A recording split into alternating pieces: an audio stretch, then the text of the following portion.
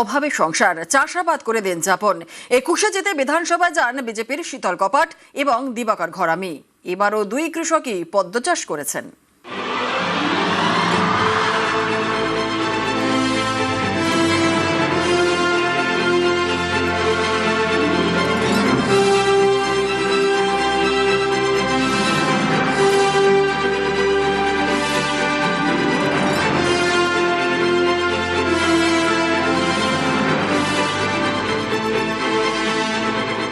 আজকে আমি এই জায়গাতে এসেছি, এটাও ধরুন এই চাষবাস করেই এসেছি, তাই ইতিহাসকে ভোলা সম্ভব নয়।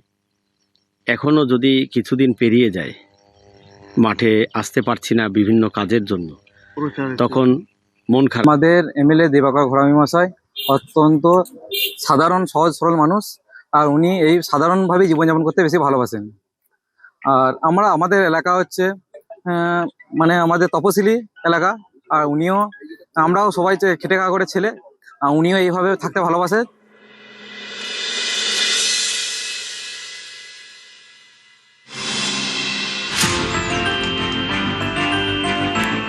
ইনি দিবাকর ঘরামি, বাঁকুড়ার সোনামুখীর বিজেপি বিধায়ক।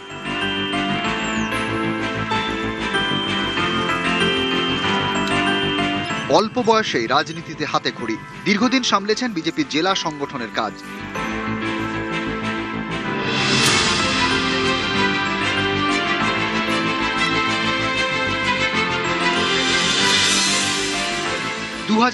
সালে প্রথমবার ভোটের ময়দানে নামেন দিবাকর ঘরামি। সোনামুখী বিধানসভা কেন্দ্রে জেতেন 10,888 ভোটে। 26-এও সোনামুখীতেই তাকে টিকিট দেয় বিজেপি। এবারের ভোটে প্রায় 3 গুণ বেড়েছে জয়ের মার্জিন। 29,410 ভোটে হারিয়েছেন তৃণমূলের কল্লোল সাহাকে।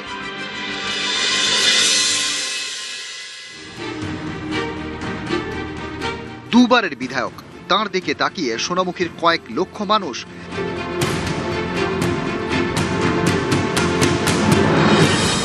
কিন্তু ক্ষমতা পেয়েও মাটির টান ভোলেননি দিবাকর ঘরামি।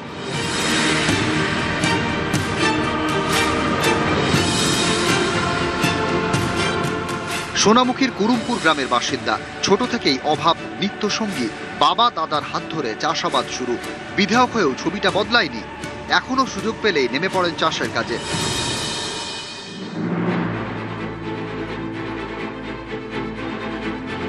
দেখুন, ছোটবেলা থেকে চাষবাসই আমাদের জীবিকা, আর চাষের মধ্যে একটা ভীষণ আনন্দ আছে, মাটির একটা ভীষণ গন্ধ আছে, প্রতিটা সিজনে আলাদা আলাদা। তো ওই মাটির টান কখনোই ভুলতে পারবো না। আজকে আমি এই জায়গাতে এসেছি, এটাও ধরুন এই চাষবাস করেই এসেছি, তাই ইতিহাসকে ভোলা সম্ভব নয়। এখনও যদি কিছুদিন পেরিয়ে যায়, মাঠে আসতে পারছি না বিভিন্ন কাজের জন্য, তখন মন খারাপ হয়। যেমন এবারে ভোট প্রচার থেকে শুরু করে কাউন্টিং, ভীষণ চাপ ছিল, রেজাল্টের পর একটা আলাদা চাপ ছিল। তো তাই অনেক দিন আসতে পারিনি মাঠে, আজকে ওর জন্য সকাল সকাল উপস্থিত হয়েছি। আমরা দিবাকর ঘরামিকে ছোট থেকেই চিনি। তিনি অক্লান্ত পরিশ্রম করেন এবং অক্লান্ত পরিশ্রম করে তিনি জীবনযাপন কাটিয়েছেন। বিধায়ক হওয়ার পরেও আমরা দেখেছি যে তিনি রাস্তা দিয়ে সাইকেল চালিয়ে প্রতিদিনের মতন সেরকম মাঠে যান, মাঠে গিয়ে তিনি কাজবাজ করেন।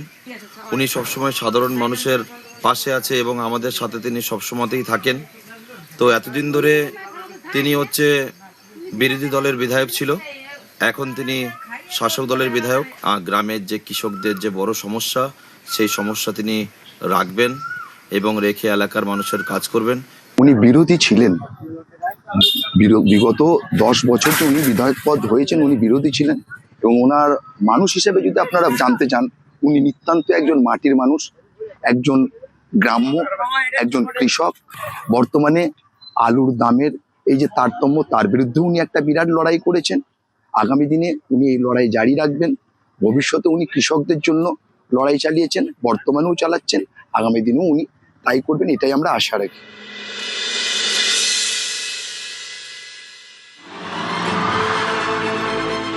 শীতল কপাট 2021 থেকে পশ্চিম মেদিনীপুরের ঘাটালের বিজেপি বিধায়ক। এবারও সেখানে পদ্ম ফুটিয়েছেন। ঘাটালে 37,657 ভোটে হারিয়েছেন তৃণমূলের শ্যামলী সর্দারকে। ঘাটালের পান্না গ্রামের বাসিন্দা শীতল কপাট কৃষক পরিবারের ছেলে, ছোট থেকে দেখেছেন অভাব অনটন, জীবন যুদ্ধে লড়েছেন, চাষবাস করে পেটের জ্বালা মিটিয়েছেন, লড়েছেন ভোট যুদ্ধেও, জিতেছেন দুবারই, 21-এর পর 26।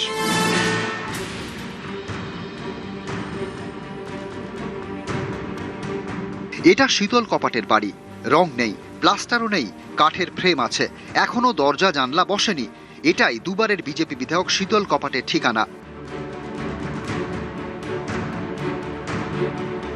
ধন্যবাদ জানাই ঘাটালবাসীকে।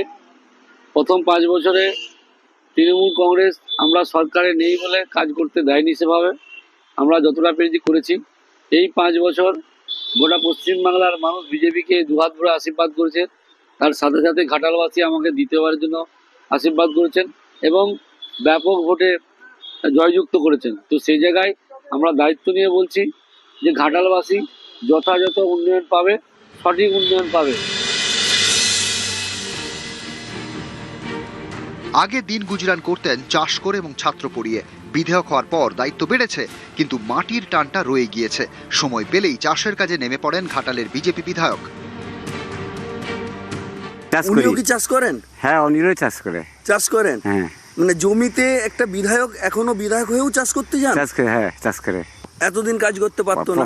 পারতো না। এবারে পারবে? এবারে পারবে মনে হয়। আপনারা খুশি? খুশি। এখন তো বিধায়ক, আগে চাষবাস করতেন, পার্টির বিভিন্ন কাজের সাথে যুক্ত, বিভিন্ন জায়গায় যায়। চাষবাস দেখাশোনা করেন? হ্যাঁ, চাষবাস দেখাশোনা করে। লঙ্কা চাষ হয়, আলু চাষ হয়, পেঁয়াজ হয়। বাঁকুড়া থেকে দেবব্রত মণ্ডল এবং পশ্চিম মেদিনীপুর থেকে সুকান্ত চক্রবর্তী, নিউজ 18 বাংলা।